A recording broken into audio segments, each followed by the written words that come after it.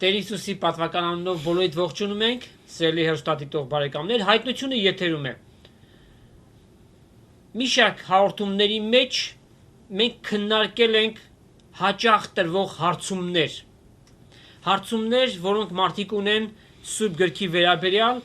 որքան էլ որ Սուրբ Գիրքը ինք իրեն մեկնաբանող գիրք է, այնուամենայնիվ խրթին շատ հարցեր կան։ Եվ դրանց մեկնաբանելը խիստ անհրաժեշտություն է։ Մանավանդ, երբ որ տեսնում ենք, որ միևնույն հարցումի վրա տարբեր մեկնաբանություններ է տրվում, հաճախ էլ այդ մեկնաբանությունները իրար հակասում են։ Ուստի հարմար համարեցինք, որպեսզի այս շարքը շարունակենք եւ հարցումներ, որոնք հետաքրում են մեր հեռուստադիտողներին, ձեր հեռախոսազանգերով դուք հարցումներ եք տալիս, փորձենք մեր հաղորդումների մեջ արծածենք դրանք եւ քիչ թե շատ բավարար պատասխան տանք ձեզ, որքան որ Տերը մեզ կշնորհի։ Մի շատ կարևոր հանգամանք կա, որի արկայությունը ուղղակի անհրաժեշտություն է Սուրբ Գիրքը հասկանալու եւ մեկնաբանելու համար։ Սուրբ Հոգու արկայությունը։ Երբ որ Տեր Հիսուս երկինք պիտի գնար, իր աշակերտներին ասաց. «Լավ է, որ ես գնամ։ Երբ որ ես գնամ, Մխիթարից Սուրբ Հոգին ձեզ պիտի գա եւ ձեզ ամեն ճշմարտության պիտի առաջնորդի»։ Ուրեմն, այս գիրքը հասկանալու համար նախ եւ առաջ պետք է որ մենք Աստծո Հոգին ունենանք։ Այլապես այս գիրքը մեզ համար կլինի մի գիրք լեցուն պատմություններով եւ մենք չենք հասկանա ավետանի իրական պատգամը, չենք հասկանա շատ ու շատ ճշմարտություններ, որոնք մեզ հավիտենականության պիտի առաջնորդեն։ Անգամ Սուրբ Հոգու ներկայությունը մեզ չի տալիս ապահովություն այն բանի, որ մենք ամեն բան պիտի հասկանանք։ Երկրագնդի վրա թերևս չի ապրել որևէ մի անհատ, որ Սուրբ Գիրքը հասկացել է 100%-ով եւ նրա մոտ որևէ հարցում չի մնացել։ Բայց Սուրբ Հոգին անհրաժեշտություն է մեկը ունենա, որպեսզի կարողանա Սուրբ Գիրքը հասկանալ։ Մենք Գործ Կարաքելոց 8-րդ գլխի մեջ կարդում ենք մի այսպիսի դեպք։ Եթովպիացի կանդակա թագու մեկ պաշտոնյան կար, որ Երուսաղեմ էր գնացել երկրպագության եւ այնտեղից ետ էր դառնում։ Եվ կարդում էր հին ուխտից մարգարեական մի գրություն, Աստծո Հոգին Փիլիպոսին առաջնորդեց, որպեսզի մոտենա այդ պաշտոնյանին եւ հարցնի. «Կարդացածդ հասկանում ես»։ Եվ այդ պաշտոնյան ասաց. «Ինչպես կարող եմ հասկանալ, եթե մեկ ինձ չառաջնորդի»։ Եվ նա կարդում էր Եսայի 53-րդ գլուխ այդ սքանչելի գրությունը, որտեղ Տեր Հիսուսի համար վկայվում էր, որ մորթվելու տարվող գառնուկի պես, մունջ կեցող մաքիի պես իր բերանը չբացեց։ Եվ այդ պաշտոնյան հարցրեց Փիլիպոսին. «Արդյոք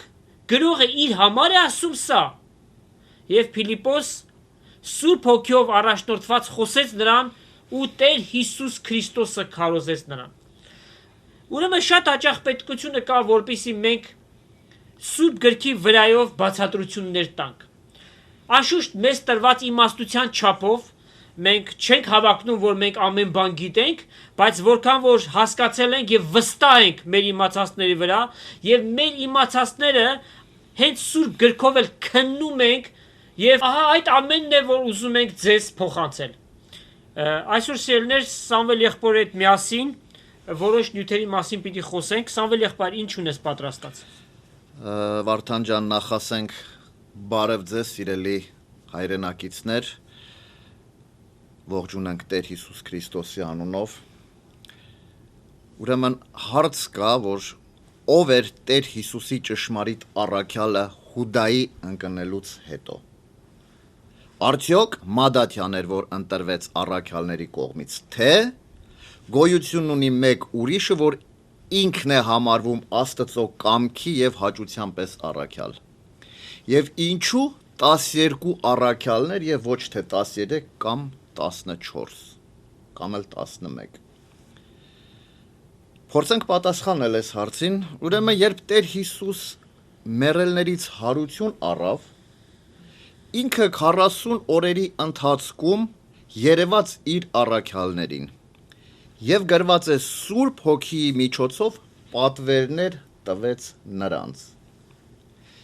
Հիմա հարց է առաջանում, ինչու՞մն էր այդ պատվերը, ինչ նշանակություն եւ իմաստ կար դրա մեջ։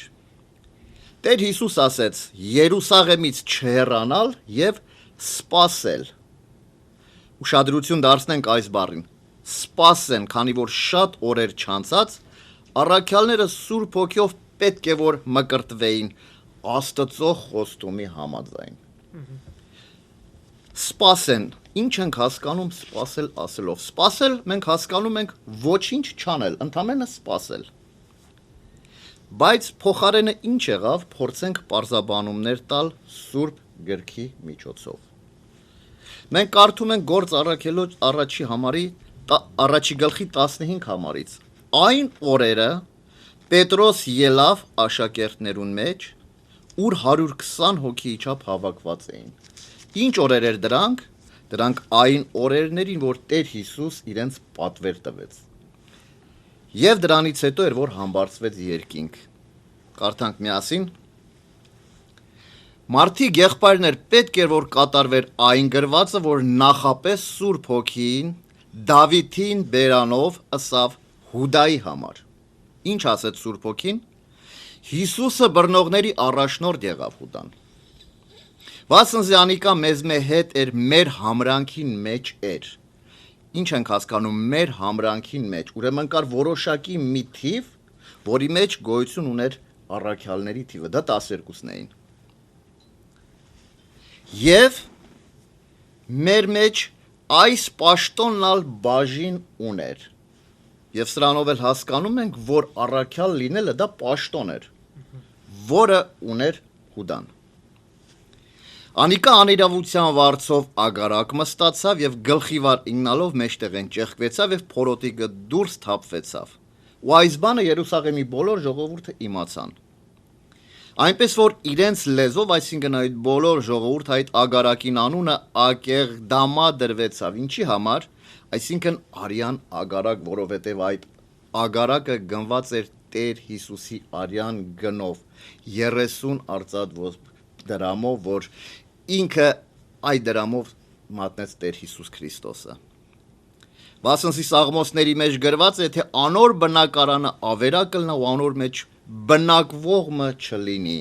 Այս համարը մենք գտնում ենք Սաղմոս 69-25 համարի մեջ։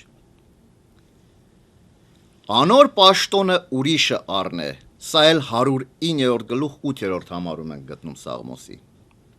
Ուրեմն պետք էր, որ մարդոցմե, որոնք մեզի հետ էին, այն բոլոր ատենը, այսինքն այդ բոլոր ժամանակվա ընթացքում, եւ երբ Տեր Հիսուս մեր մեջ մտավ ու ելավ, երբ այն ժամանակվանից, երբ Հովանես Մկրտչի կողմից մկրտվեց։ Եվ ինչ արեցին, երկու հոգի դրեցին, Հյուստոս անունով եւ Մադաթի անունով մեկին։ Եվ աղոթք արեցին, Վարդան ջան։ Ինչ արեցին, աղոթք կրին, դուն ով Տեր, որ ամենուն սիրտը կճանչնաս, այս երկուքեն, որ մեկը ընտրեցիր մեզի հայտնի։ Որպեսզի ան պաշտոնին, որ առաքյալությանը վիճակը առնե, որ մե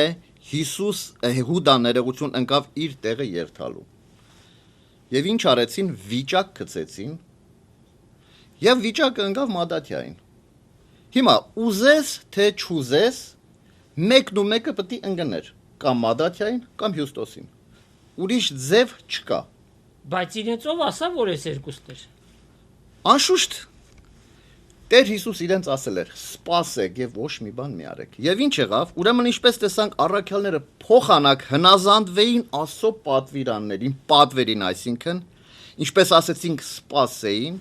նրանք ելան ու աղոթք կանելով ինքնագլուխ կարելի ասել, ընտրություն կատարեցին։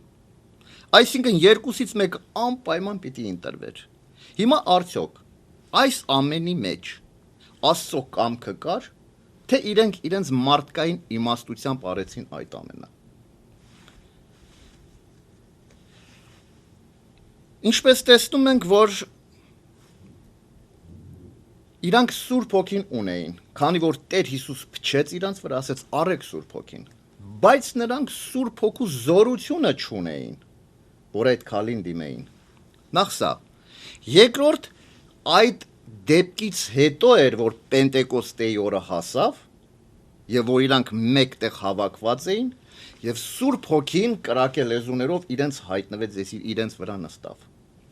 Ուրեմն ինչ ենք հասկանում այստեղից, որ նրանք արեցին այն ժամանակ այդ ընտրությունը, դեռ իրանք Սուրբ Հոգու զորությունը չունեին։ Ուրեմն Գործ Առաքելոց 10 գլուխ 15-ից 26 համարներում տեսնում ենք, որ առաքյալները 12 հոգի պիտի որ լինեին։ Ուրեմն Պետրոս առաքյալը կհայտնի, որ Հուդան կորուստի մատնված լինելով նրա տեղը հարկ էր, պայման էր ընդամենը, որ մեկը նրա պաշտոնը առնի, անպայման։ Լինի Տեր Հիսուսի հետ, լինի աշակերտների հետ, իրենց հետ կային կարգմը անձեր, որոնք իրենց հետ ապրում էին, իրենց հետ քայլում էին, իրենց հետ ուտում էին միատեղ։ Այսինքն անձեր միշտ միասին էին նրանք։ Դե Տեր Հիսուս 12-ը որ ընտրել էր, նաև 70-ն էր ընտրել։ Եվ շատ ավելի իրեն հետևողներ կային եւ նվիրյալներ էին։ Անշուշտ։ Օրինակ ընտրեցին իրենք, ասենք, սարկավակներ, չէ՞։ Այո։ Հոգյով լեցված եւ վկայված մարդիկ, բայց դրանք առաքյալների մեջ չկային։ Այո։ Ուրեմն կարևոր էր այդ բազմաթիվ մարդկանց միջից լոկ ընտրել մեկ հոգի։ Արդյոք ինչու մեկ հոգի։ Որովհետև հիշեցին Տեր Հիսուսի խոսքերը, որ ասեց Հովանի 6-րդ գլուխ 71 համարում. Ես ձեզ 12-ից չընտրեցի, հիմա մենք ուշադրություն դարձնենք այս համարի վրա, բաժանենք երկու մաս։ Ես, սա Տեր Հիսուս ինքն է խոսում, 12-ից չընտրեցի, ուրեմն այս համարը շատ հստակ մեզ ցույց է տալիս, որ առաքյալ ըլնելու իրավունքը կամ իրավասությունը տրված էր միմիայն Տեր Հիսուսին իբրև մարմնով հայտնված Աստված երկրի վրա։ Այս ընտրությունը բացարձակ Վարդան ջան, մենաշնորհն էր Տեր Հիսուսի։ Եվ ոչ մեկ իրավունք չունի այդ իրավասությունը վերցնի իր վրա, անգամ այն դեպքում, երբ նրանք կլինեն առաքյալներ։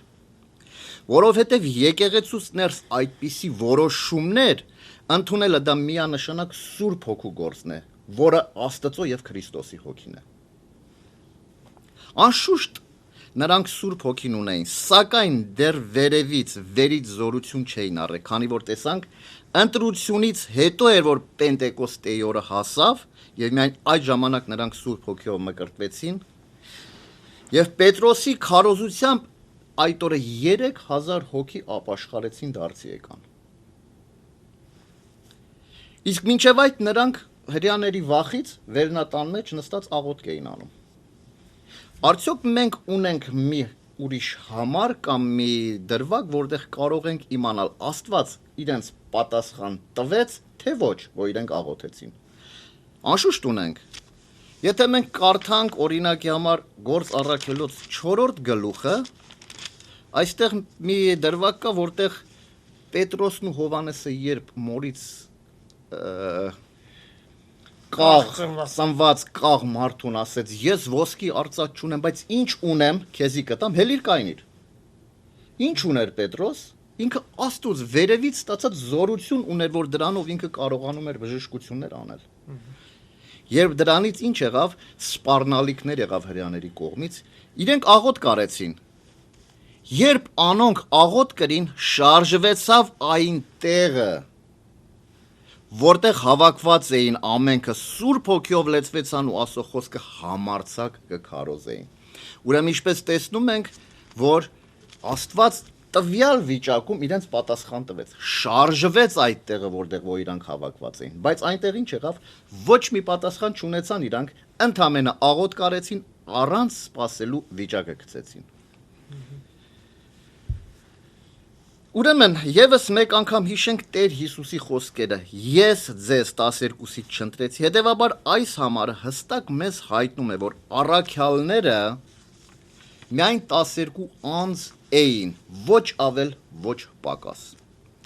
Եվ շատ կարևոր էր, որ առաքյալ լինելու համար հարկ էր, որ տվյալ անձը Տերը, այսինքն Հիսուս Քրիստոս անձամբ տեսած լիներ։ Փաստելու համար մենք պետք ունենք անշուշտ Սուրբ գրքից փաստել։ Մենք կարդում ենք առաջի Կորինթացիս 9-րդ գլուխ առաջի համարը։ Պողոս առաքյալն է գրում. Չէ որ առաքյալ եմ, ոչ թե պիտի լինեմ, արդեն առաքյալ եմ։ Չէ որ Տեր Հիսուս Քրիստոսը աչքովս տեսա։ Ուրեմն Տերը տեսած լինելը դա շատ կարևոր էր եւ հարկ էր առաքյալ լինելու համար։ Այսինքն նրանք կենթանի ականատես վկաներն էին Տեր Հիսուսի հրաշափառ հարությանը։ Նրանք տեսել էին Հիսուսը հարություն առած, անգամ Թովմասը իր մատը կոխեց Տեր Հիսուսի կողը։ Դա եղավ հարությունից հետո։ Նրանք անձամբ իրենք սեփական աչքերով տեսել էին Տեր Հիսուսի հարություն առած, ինչպես տեսավ Պողոս առաքյալը։ Պողոսը երբ տեսավ։ Լավ, այդ դեպքում իմ մոտ հարց առաջացավ։ Okay. Մադաքյան տեսել էր Տեր Հիսուսին, Հյուստոսը տեսել էր։ Այո։ 70-ը տեսել են։ Հիմա մեկը կասի, որ եթե պնդում եք, որ անպայման պիտի տեսած լիներ, նրանք էլ էին տեսել։ Ուրեմն հետևություն կարող ենք անել, թեև Պետրոս, առաքյալը եւ իր հետ եղողները որոշեցին, որ Հուդայի տեղը պաշտոնը մեկը պետք է առնի, դա շատ ճիշտ էր։ Եվ որ երկրորդ, եւ որ անպայման առաքյալների համրանքը կամ իրենց թիվը 12 հոգի պիտի լինեին, դա էլ շատ ճիշտ էր։ Հիմա գանք մյուս հարցին։ Բայց սակայն գործ առաքելոց առաջի գլուխ 23-ից 26 համարներում Մադաթյա անունով մեկին իրենք որ ընտրեցին, դա արդեն սխալ եղավ։ Փորձենք պատասխանել այդ հարցին, ինչու համար։ Քանի որ Մադաթյայի անունը բացի տվյալ տեղից որտեղ որ ինքը ընտրվեց, ոչ մի թղթերի մեջ մենք չենք հանդիպում։ Այո։ Եվ իր գրություններ ոչ մի գրություն չունի սուրբ գրային, եւ իր գործերի մասին ոչ մի տեղեկություն չունենք։ Այո։ Ցույց տվեք ինձ մի համար կամ միտեղ, որ այդ դեպքից հետո Մադաթյանունը շեշտվում այդ սուրբ գրքի մեջ։ Եվ հետո եթե Մադաթյան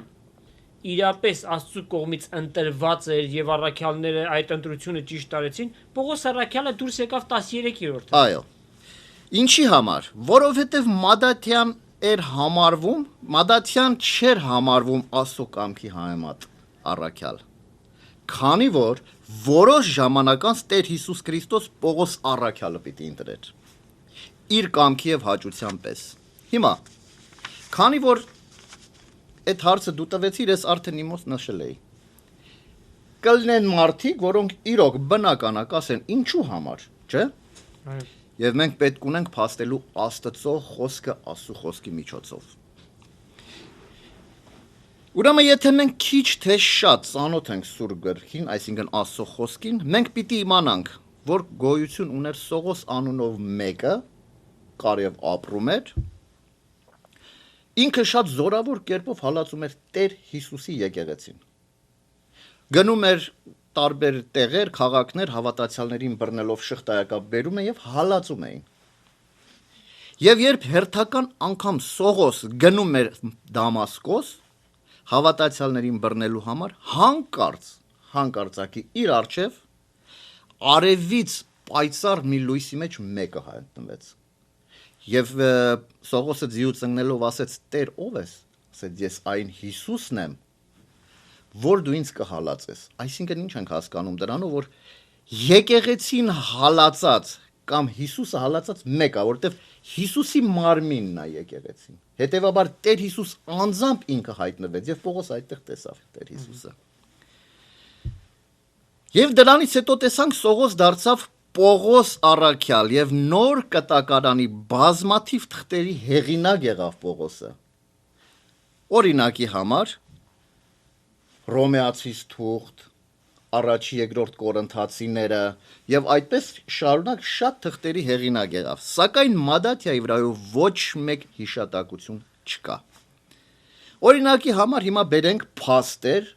այդ հարցին պատասխանելու համար Պողոսի առաքյալ լինելու վրայով։ Քանի որ ասեցինք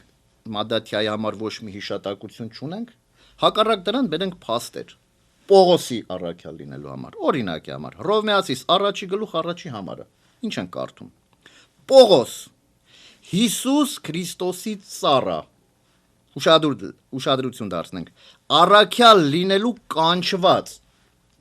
Աստծո ավետարանի համար որոշված։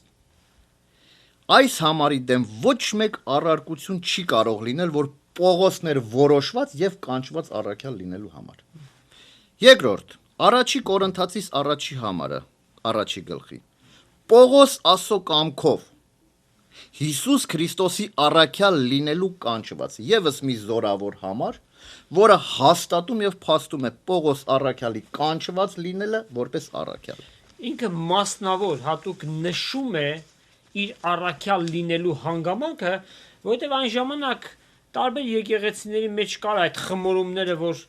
ով է Պողոսը, մենք այդ առաքյալներին գիտենք, բայց Պողոսը ով է, եւ ինքը Աստծուց տրված իշխանությամբ հաստատում է այդ բանը, որ ես Աստծու կողմից, Հիսուս Քրիստոսի կողմից ընտրված առաքյալ եմ։ Երրորդ, երկրորդ Կորինթացիս առաջի գլուխ առաջի համար։ Պողոս եւ ոչ թե Մադաթիա Աստծո կամքով Հիսուս Քրիստոսի առաքյալը։ Շարունակենք Եփեսացիս առաջի գլուխ առաջի համարը։ Պողոս Հիսուս Քրիստոսի առաքյալը Աստծո կամքով։ Եվ ամենակարևոր փաստը, որ հիմա մենք պիտի կարդանք, գտնվում է Գաղատացիս թղթի առաջի գլխում առաջի համարի մեջ։ Տեսնենք ինչ է գրում։ Պողոս առաքյալ եղած, ուշադիր լսենք Վարդան ջան, ոչ թե մարդոց մե, կամ ոչ թե մարդու ձեռքով, ինչպես ասեցինք, Հիսուսի առաքյալները իրենց մարդկային իմաստությամբ առանց սпасելու վիճակ գցեցին եւ ինքը այդ գրելով հենց մատնանշում է այն, որ վիճակը, որ գծվեց, դա չէր իսկական։ Ոչ թե մարդկային ձեռքով, մարդու ձեռքով, ինչպես ասեցինք, հապա առաքյալը գրում է Հիսուս Քրիստոսի ձեռքով եւ հոր Աստծո որ զանիկա, այսինքն Քրիստոսը մեռելներեն հարուցանեց։ Ահա շատ մի զորամոր համար, որ առաքյալ լինելու ընտրությունը դա Տեր Հիսուսի եւ հոր Աստծո մենաշնոր իրավասության տակ էր եւ միայն Աստված կարող էր առաքյալ ընտրել։ Իր կամքի եւ իր հաճությամբ եւ ոչ թե մարդիկ, որոնք Սուրբ Հոգու մկրտություն անգամ չունենալով այդ ժամանակ վիճակ գցեցին եւ ընտրություն կատարեցին։ Եվս մի համար կարդանք, որովհետեւ մենք խոսում ենք Պողոսի առաքյալ լինելու վրայով, թե արդյոք ինքն էր, թե Մադաթյան։ Գաղատացիս առաջի գլուխ 11-ից 12 համարները կծանուցանեմ ձեզի եղբայրներ այն ավետարանը, այսինքն այս ավետարանը, որը մեր ձեռքում է, որ ինձ մեկ հարոզվեցավ, թե անիկա մարդու բան չէ։ Որովհետև ես էլ մարդուց չստացա ավետարանի, մեկեն էլ, այսինքն ոչ մեկից էլ չսովորեցի։ Պողոս եղբայր, բա որտեղից եղավ։ Հիսուս Քրիստոսի հայտնությունը։ Գրված է, հապա Հիսուս Քրիստոսի հայտնությունից։ Եվ մյուս համարը Գաղատացիս առաջի գլուխ 15-ից 16 համարներում։ Բայց երբ Աստված ուզեց, որ որոշեց, այս բառերը շատ հստակ ապացույցներ են։ Պողոս առաքյալը դեռ չծնված, արդեն առաքյալ էր ընտանված։ Այսինքն ինչով ենք բացատրում։ Աստված երբ ուզեց, որ որոշեց, ինձ իմ մորս որովայնեն, իր շնորհքով ինձ կանչեց։ Շատ հետաքրքիր է։ Պողոս առաքյալը դեռ չծնված, Աստված իր կանխագետն լինելով, արդեն նախասահմանել էր, արդեն գիտեր, տեսել էր, որ Հուդան պիտի մատնի իր տեղը գնա իբրև Կորստյան որդի Կորուստը պիտի գնա, արդեն Աստված այն ժամանակվանից որոշել էր։ Եվ Պողոսը տեղյակ չի, ինքը Աստծո եկեղեցին հալածում է, չգիտի, որ մի օր այդ եկեղեցու համար իր կյանքը պիտի դնի, պիտի նվիրվի միջև իր կյանքի։ Եվ երբ ասում է ժամանակը եկավ, Աստված Պողոսին կանչեց։ Ինչի համար, որպեսի իր որդին ինձի հայտնի Հիսուս Քրիստոսը, որ ես հեթանոսների մեջ Հիսուսը պիտի քարոզեմ։ Հեթանոսների եւ եղավ հեթանոսների առաքյալ ինքը։ Ինչու համար ընդամենը 12 հոգի, որոշ մի երկու բառով էլ սա պարզաբանենք, Վարդան ջան։ Ուրեմն հայտնության գրքի 21-րդ գլխում 14 համարի մեջ շատ հստակ տեսնում ենք Նոր Երուսաղեմը քաղաքը մեր արչև, որ Սուրբ Գիրքը մեզ մեկնաբանում է, թե ինչ չափսեր ունի, ինչ ձևի է, քանի ինչ պարիսպ ունի, քանի դռներ ունի։ Այնտեղ պարիսպը 12 հիմեր ունի։ Այսինքն այդ պարիսպը Նոր Երուսաղեմի ունի 12 հիմեր, որի վրա պատրաստված է այդ քաղաքը։ Եվ ինչ են կարդում, այդ 12 հիմերի վրա գրված են Տեր Հիսուսի 12 առաքյալների 12 անունները։ Հետևաբար, համեցեք։ Եվ այստեղից մենք հասկանում ենք, որ հիմնված, հաստատված 12 առաքյալներից զատ ուրիշ առաքյալ չկա, եւ այս դարերի ընթացքում, անգամ ներկա ժամանակներում, եթե մեկը հանդգնում է ինքը իրեն առաքյալ անվանելու, դա նշանակում է Աստծո փառքը գողանում է։ Եվ դա նշանակում է, որ Աստված մի նոր Երուսաղեմ պիտի պատրաստի, որի պարիսպ արդեն ոչ թե 12 հատ պիտի պատրաստի, այլ 13 կամ 14 կամ 17, որովհետև շատ մարդիկ կան, որ կարող են հանդգնել իրենց առաքյալ կոչելու։ Այո։ Ուրեմն, հետևաբար Աստված հավիտենական դայերից առաջ, երբ դեռ երկինքը եւ երկինքը գոյություն չուներ, նոր Երուսաղեմը գոյ էր, կար եւ մինչեւ այսօր կա եւ ամբողջ հավիտենություն պիտի լինի, որտեղ դա Աստծո քաղաքն է։ Այո։ Եվ հավիտենության մեջ էլ այդ 12 առաքյալները պետք է լինեն 12 հոգի եւ ոչ ավել եւ ոչ պակաս։ Անշուշտ Սուրբ Հոգիով լեցված յուրաքանչյուր հավատացյալ Աստծո կողմանը ղրկված է, այսինքն առաքված է երկրի վրա ինչ որ մի նպատակի համար։ Մեկը քարոզիչ, մեկը ուսուցիչ, մեկը եւ այլն։ Այո։ Բայց ոչ առաքյալներ։ Դրա համար գրված է, ամենք առաքյալ են։ Ոչ։ Ոչ։ Սակայն առաքյալները ընդամենը 12 հոգի են եւ ոչ ավել եւ ոչ պակաս։ Ուրեմն առաքյալների թղթերի մեջ ամեն մի տառը, ամեն մի բառը եւ կարելի ասել նախադասությունները տրված է Սուրբ Հոգիի միջոցով։ Եվ նրանք անսխալական են։ Սուրբ Հոգու տրված յուրաքանչյուր տառ կամ բառ նախադասություն ճշմարտություն է եւ անսխալական, քանի որ Սուրբ Գիրքն է դա։ Բայց ոչ մեկ հավատացյալ չի կարող իր գրությունների մեջ պնդել դրա անսխալական լինելը։ Այո։ Շատ հայտնի աստվածաբաններ են եղել, շատ հայտնի քարոզիչներ են եղել դարերի ընթացքում, բայց ասացիդ նման երբևէ չենք կարող ընդունել 100%-ով նրանց քարոզները կամ նրանց գրությունները 100%-ով սուրբ գրային, որովհետև դրա մեջ կա նաև խառնված մարդկային կողմը, բայց Սուրբ Գիրքը, քանի որ Սուրբ Հոգիով առաջնորդված եւ կնքված գիրք է, եւ ամբողջացած է, բացարձակ 100%-ով բացարձակ ճշմարտություն է, եւ դրան գրվեցին առաքյալների ձեռքով։ Այո։ Լավ, ժամանակը հասավ, որպեսզի մեր հաղորդումը ընդմիջենք։ Խնդրեմ։ Հոգևոր երգ, սիրելիներ, միասին լսենք, որից հետո մեր հաղորդումը կշարունակենք։ Եկել եմ հոգսերս վերցրու, արտասվող աչքերս չորացրու, ընկածիս քո խաչին բարձրացրու, մեռած եմ նոր կյանքով ապրեցրու։ Խոստումիդ համաձայն քեզ եկա, Սուրբ խաչիդ հովանու տակ մտա, ներիր ինձ, սիրիր ինձ ու գտա, ընկածիս մեռածիս ողորմյա։ Գենարար արյունը ծողեցրու, նորոգիր հոգին իմ ուլեցրու, մեղքերս ինձանից հեռացրու, գործերու անձին մոռացրու։ Խոստումիդ համաձայն քեզ եկա, Սուրբ խաչիդ հովանու տակ մտա, ներիր ինձ, սիրիր ինձ ու գտա, առանց քեզ Տեր Հիսուս կյանք չկա։ Այսինքն շարունակում ենք մեր հաղորդումը։ Առաջին մասում Սամվել եղբայրը խոսեց այն մասին, թե ինչպես Պողոս առաքյալը ինքը դարձավ Աստծո 12-րդ առաքյալը եւ Մադաթյան, որ վիճակով 12-րդ էր դարձել, դա զուտ մարդկային մտածողության եւ գործի արդյունք էր։ Ինչու այս նյութը մասնավոր եղբայրը շեշտեց, որտեվ լսեցինք, որ այդպիսի բացատրություն տրվեց Մադաթյայի վերաբերյալ, որ նա էր 12-րդ առաքյալը, բայց փաստվեց Սուրբ գրքով,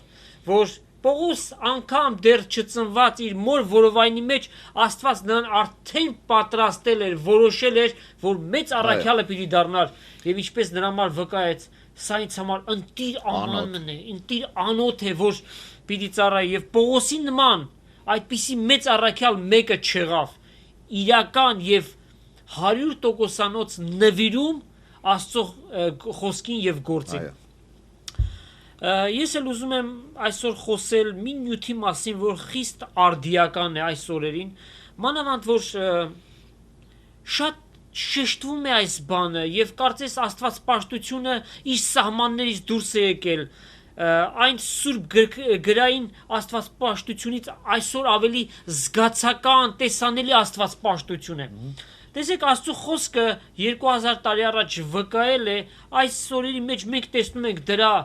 իրական պատկերը։ Օրինակ 2 Տիմոթեոս 4 գլուխ եւ 3-4 համարների մեջ մենք կարդում ենք 2 Տիմոթեոս 4 գլուխ 3 եւ 4 համարների մեջ ժամանակ պիտի գա, որ ողջամիտ վարդապետությանը պիտի չհամբերեն,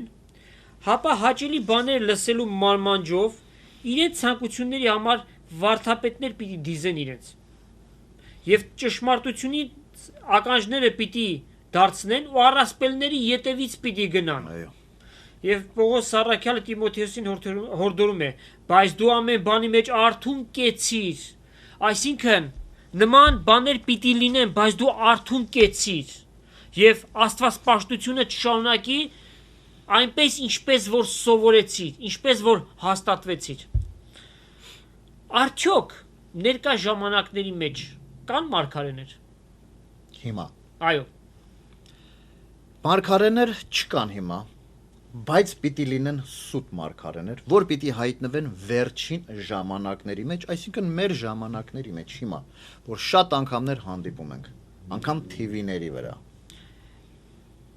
Ինչ է մարգարեն, ով է մարգարեն, ինչ է մարգարեությունը։ Մարգարեությունը դա Աստծո խոսքի փոխանցումն է։ Մարգարեն այդ միջոցն է խոսքը փոխանցելու։ Հին ուխտի մեծ մարգարեները կային։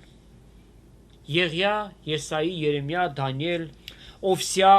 Զաքարիա, Մաղաքիա, այս մարդիկ Աստծո պատգամները առան եւ տվեցին ժողովրդին եւ դրանք գրվեցին որպես մարգարեություններ, ահա 2000-3000 տարի անցած այդ մարգարեությունները մեր օրերի մեջ իրականանում են։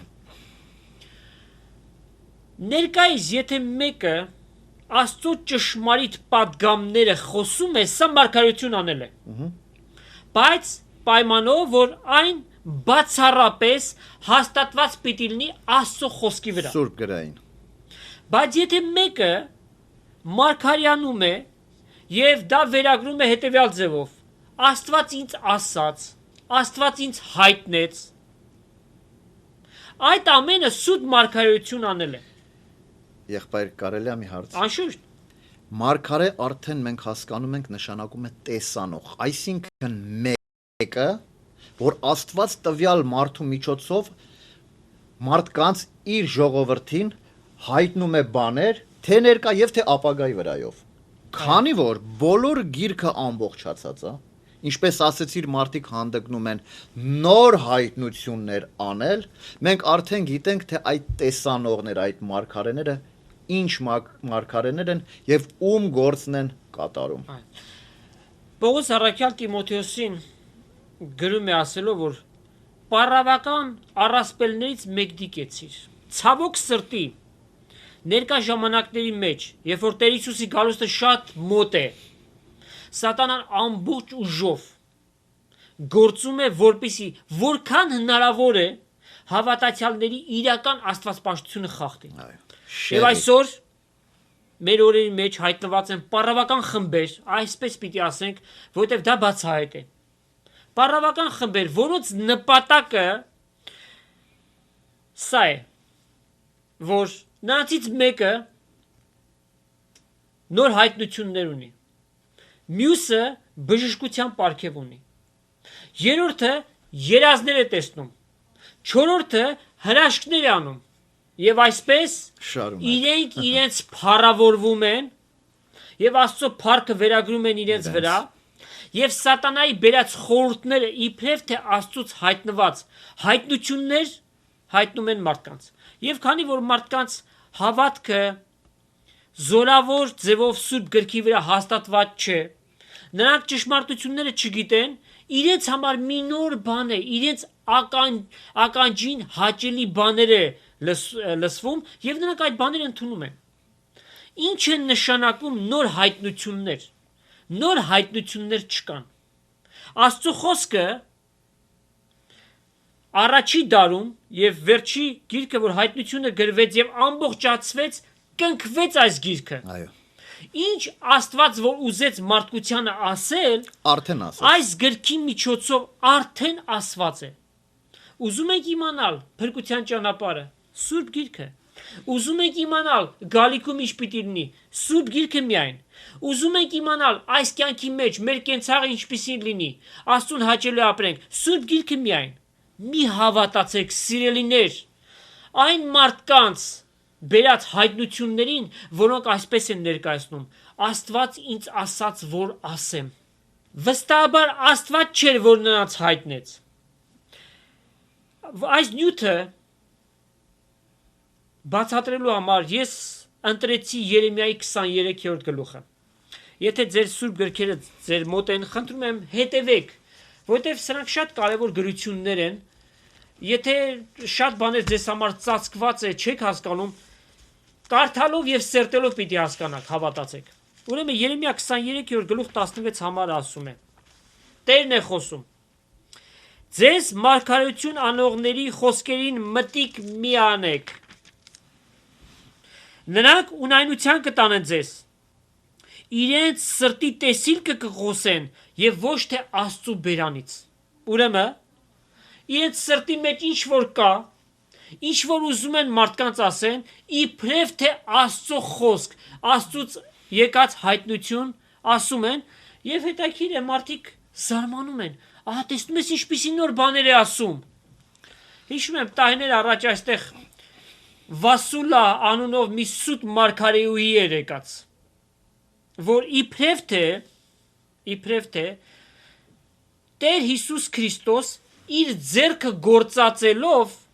պատգամներ է գրում։ Եվ մարդիկ զարմացած էին, մարդիկ հիացած էին, թե ինչպիսի նոր պատգամներ են նա բերում։ Պատգամներից մեկը հետևյալն էր, որ Տերը ինձ ասեց, գոնե 15 րոպե աղոթեցեք։ Սուրբ գրքի մեջ մենք կարդում ենք. Ամեն ատեն աղոթեցեք։ Ամեն ժամանակ աղոթ կարեցեք, ամեն բանից առաջ աղոթ կարեցեք, հարատև աղոթ կարեցեք։ Ուզում ենք իմանալ աղոթքի կերպը, որ չափ աղոթ կանենք, ինչպես աղոթ կանենք, Սուրբ գրքի մեջ գրված է։ Ամեն հարմար պահին անենք։ Կամ Աստվածամայրը իրեն հայտնեց ասելով, որ Տեր Հիսուս շուտով պիտի գա։ Եվ Տեր Հիսուս ինքը մեզ նշանները տվեց, ասելով, որ դուք խավարի մեջ չեք, դուք լուսով որդիներ եք, որպես թե այն օրը ձեր վրա գողի նման հասնի, այսինքն ինքը մեզ տվեց նշանները, որոնք քննելով, այս օրերի մեջ մենք տեսնում ենք, որ Տիրոջ գալուստը շատ մոտեցած է։ Ոմանց շփոթության մեջ է դնում հետևյալ գրվածքը, որ ասենք Պողոս առաքյալը իր համար վկայեց ասելով, որ երկրորդ Կորինթացիս 12-րդ գլխի մեջ է գրված, թե ասում է. միայն թե Տիրոջ հայտնություններին հասնեմ եւ տեսիլքներին հասնեմ, ասում են, եթե Պողոս առաքյալը կարող է այդ բաներին հասնել, մենք էլ կարող ենք հասնել, բայց Աստված ասում է, միթե ամենքը առաքյալ են։ Պողոս առաքյալը այդ հայտնությունները, այդ տեսիլքները պիտի ունենար, որպեսզի 14 սքանչելի թղթեր գրեր, որոնք այսօր կարդում ենք, մենք հիանում ենք։ Դրանք գանձեր են մեր ձեռքը տրված։ Այո։ Շարունակենք Երեմիա 23-րդ գլուխը եւ կարդանք 21 համարից։ այս մարգարեներին ես չղրկեցի, բայց նրանք կվազեն։ Ես նրանց չխոսեցի, բայց նրանք կմարգարյանան։ Անկամ մարգարյանում են, գրքեր են գրում, բանաստեղծություններ են գրում, իրենք են փառավորվում, Տիրոջ անունից են խոսում։ Ինչ ցավալի է։ Իսկ եթե նրանք իմ խորհրդից մեջ կեցած լինեին, այն ատեն իմ խոսքս իմ ժողովրդից պիտի հայտնեին։ Եվ զանոնք իրենց չար ճամփաներեն եւ իրենց չար գործերից պիտի դարձնեին։ Եթե նրանք իմ խորհրդից մեջ մնային, իմ խոսքից մեջ մնային, այդ ժամանակ խոսքից ինչ պիտի առնեին, որպեսզի քարոզեին, ով հայորդի, ով մարդ արարած, մեղավոր ես, դու պետքությունն ես ապաշխարության, դու Տեր Հիսուսի շնորհքի պետքությունն ես, դու պետքություն ունես նրան, ով որ խաչի վրա քեզ համար մեռավ եւ հարություն առավ, որպեսզի հավիտենական կյանք ունենաս եւ քո մեղքերից ազատվես։ Բայց քանի որ նրանց դրդապատճառը, նրանց սրտի դիրքը մի նոր բան, իրենց սրտի ուզածը հայտնել է, Աստված էլ անարգում է դա։ Այո։ Նոր մարգարեներ, նոր հայտնություններ։ 25 համարը։ Իմ անունովը սուտ մարգարեություն անող մարգարեներին ըսածները լսեցի, որոնք կասեն. երաս տեսա։ Միջև երբ սա սուտ մարգարեություն ունող մարգարեների սրտի մեջ պիտի լինի, որոնք իրենց սրտի նենգությունով կմարգարյանան։ Տեսնում ենք, երաս տեսա, ինչ երաս, պարավական պատմություններ, թերևս ոմանք հարցեն, դուք երազներին չեք հավատում։ Ասենք ձեզ, որ 3 կարգի երազներ կան։ Առաջինը գալիս է հետևյալից, որ մարդը հոգնածության պատճառով կամ հիվանդության պատճառով իր երազի մեջ կարող են պատկերներ գան, որոնք անգամ ինքը կարող է բացատրություն չտալ։ Երկրորդը դա Տիրոջից տրված երազն է կամ տեսիլքն է, որ մի հատուկ նշանակություն ունի, որ մի հատուկ ուղղվածություն ունի, եւ պտուղից է, որ այն պիտի հասկանանք, դա Տիրոջից է, թե սատանայից է։ Եթե այդ երազը կամ տեսիլքը մեկին մղում է ապաշխարության, փրկության, վստահաբար կարող ենք ասել դա Տիրոջից է։ Ես կարող եմ մեջբերում անել մեր եղբայրներից մեկին, որ տարիներ առաջ ինքը հավատքի մեջ չէր, աստվածպաշտության որոշակի կերպարանք ուներ, գիտեր, որ Աստված կա, բայց ճշմարտությունը չգիտեր։ Եվ իր երազի մեջ ինքը իր ընտանիքի հետ միասին հայտնվում է դժոխքի մեջ։ Եվ այս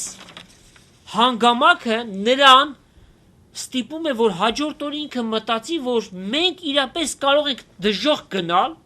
եւ դա առիթ ծառայեց, որպեսզի այս եղբայրը ապաշխարի։ Ուրեմն այդ տեսած երազը ումից էր, Աստծուց էր։ Անպայման։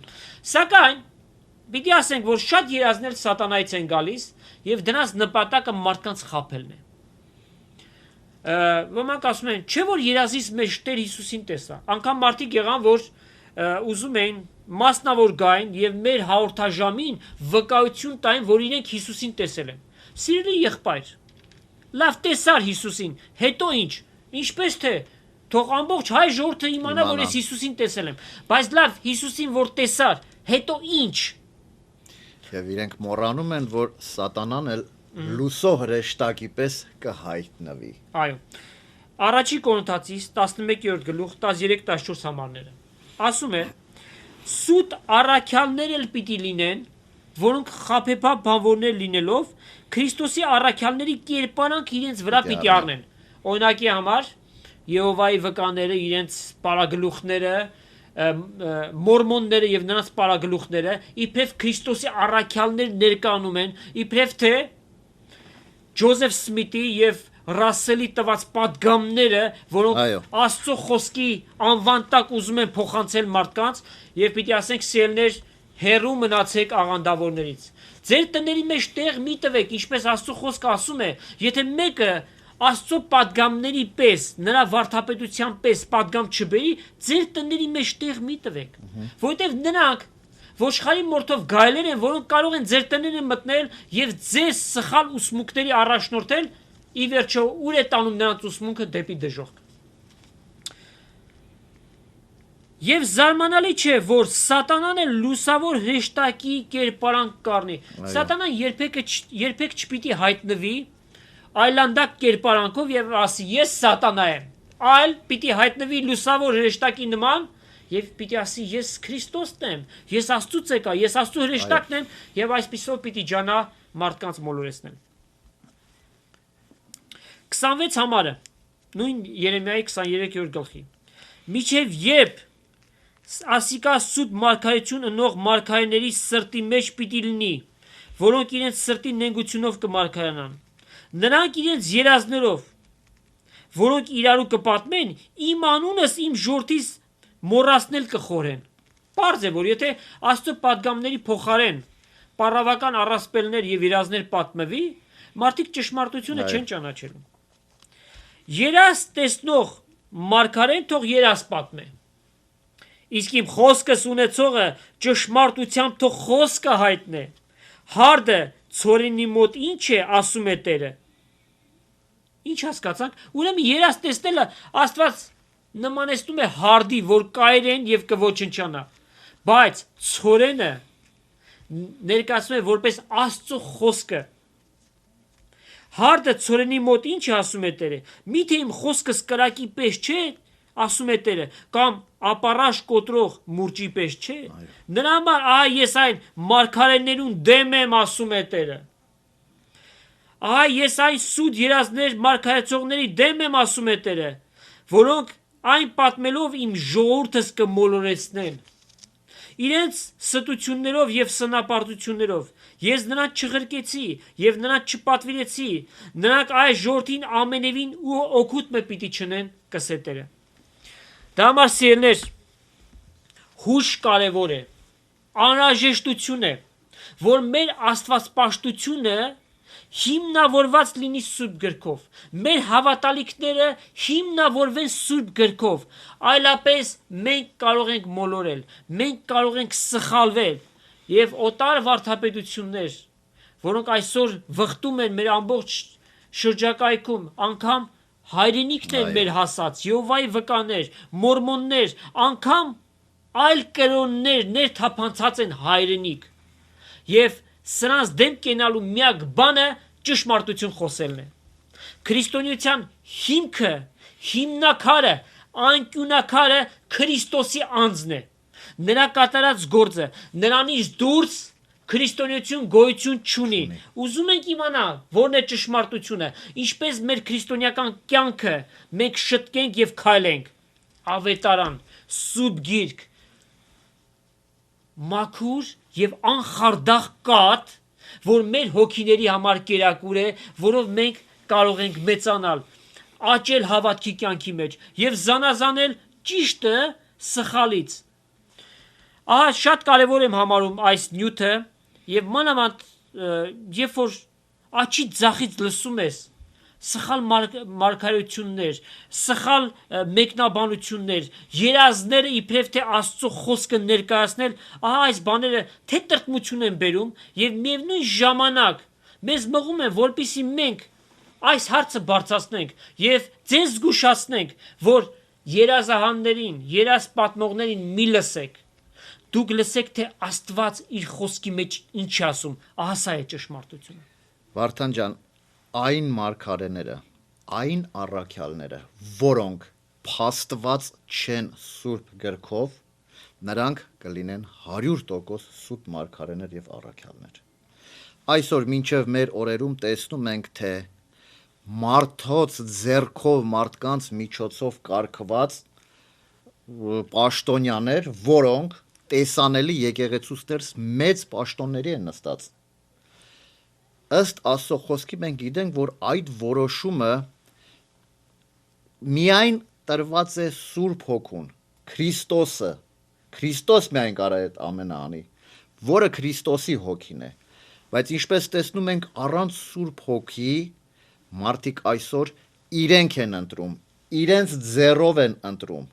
եւ բավականին վերջերս իմացանք, անգամ թերթերում էլ գրեցին, որ եկեղեցուց ներս գոյություն ունեն միասեռականներ։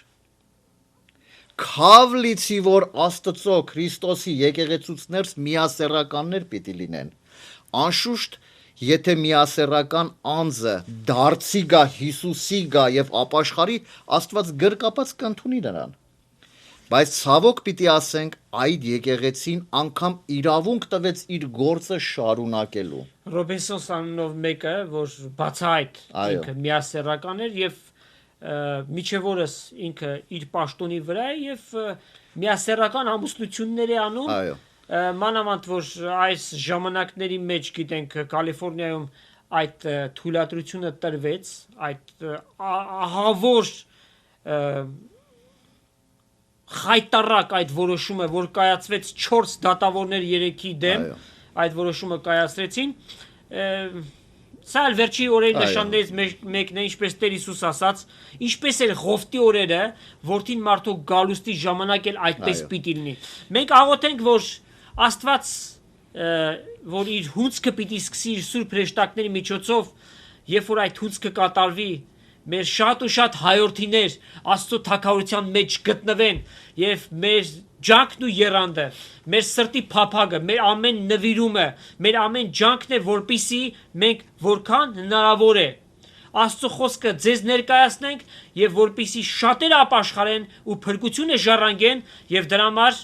Սամվել եղբայր պիտի խնդրեմ, որ ապաշխարության աղոթքի մեջ դու առաջնորդես մեր սիրելի հրոստադիտողներին։ Սիրով եղբայր։ Սիրելի հայրենակից եղբայրներ, քույրեր, որ նստած եք հեռուստա էկրանի առջև, ես լուր ունեմ Աստծո խոսքի հիման վրա հայտնելու, որ Աստված առաջի զույգը երբ դրեց Եդեմական պարտեզի մեջ, մարդիկ չհնազանդվեցին, մեղք գործեցին եւ այդ օրվանից մեղքը մարդուն մահվան տարավ։ Հետևաբար Աստված մարմնով հայտնվեցավ։ Տեր Հիսուս Քրիստոս թողեց երկնքի փառքը եւ մարմին առավ եկավ,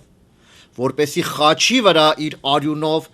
մաքրի սրբի եւ մեզ գնի սատանայի իշխանությունից, Այո։ որի պատճառով մենք մեռնում ենք եւ ինչպես փաստա բոլորն են մեռնում, դրանից փախուստ չունես։